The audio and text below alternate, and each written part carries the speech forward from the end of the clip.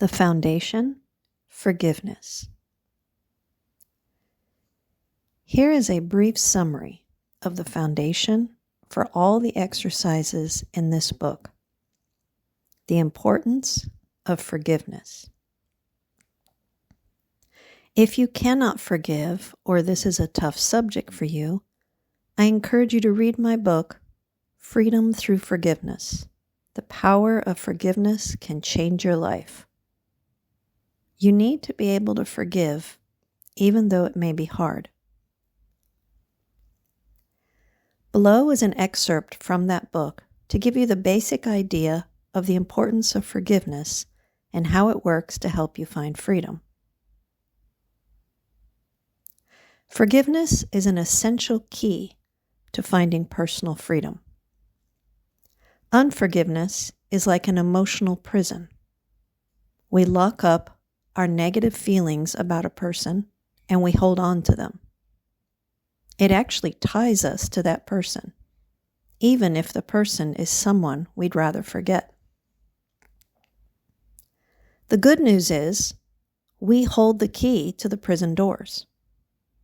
By an act of our will, we can open the door and release what is being held. What we often don't realize until later is that the one who is being set free is ourselves. Carrying a grudge, another word for unforgiveness, actually weighs us down internally. We think we are holding the other person in the prison cell, but in reality, we are holding a part of our soul, mind, or emotions in that cell. Forgiveness unlocks the cell and releases the negative association we have with that person.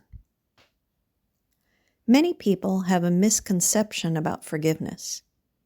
They assume that if they forgive, they are saying that what happened didn't really matter, or that the fact that they were hurt is insignificant.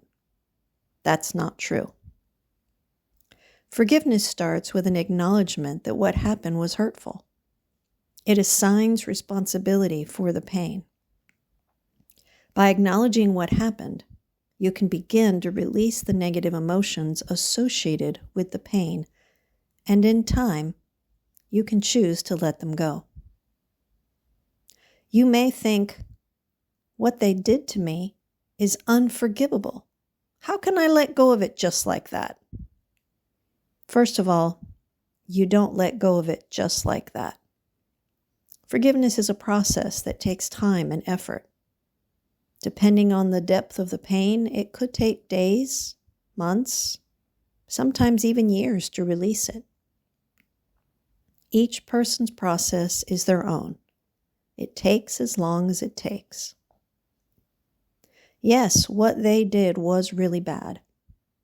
Somehow we feel that by holding on to the offense, it somehow makes them pay for what they did. That couldn't be further from the truth.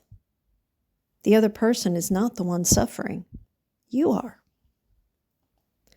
Internally, what you really want is justice. What happened was wrong, and your soul wants it to be recognized and acknowledged. Too often, the person who hurt us is not willing or able to do this, but we can do it for ourselves. After you've forgiven someone, does that mean you need to continue the relationship? Forgiveness and trust are two separate issues. Forgiveness does not magically make everything okay. If someone has proven to be untrustworthy or hurtful towards you, you don't have to associate with them. Do you need to feel forgiving in order to forgive? No. Forgiveness is an act of your will. Sometimes you will feel compassion or understanding later, but you do not have to feel a certain way to forgive. You only have to be willing to forgive. Many people have trouble forgiving the good people in their lives who did not intend to hurt them. Remember that forgiveness is not a judgment about the actions that occurred. Forgiveness is about letting go of the pain in order to find freedom. Maybe what they did was not morally wrong. Nevertheless, their behavior had the consequence of hurting you. Forgiveness allows you to process that hurt and let it go. It's not an issue of right or wrong. Who is the one person we often forget to forgive? Ourselves. Many times as you go through the exercises in this book, you will discover that not only did someone else hurt you, you also hurt yourself.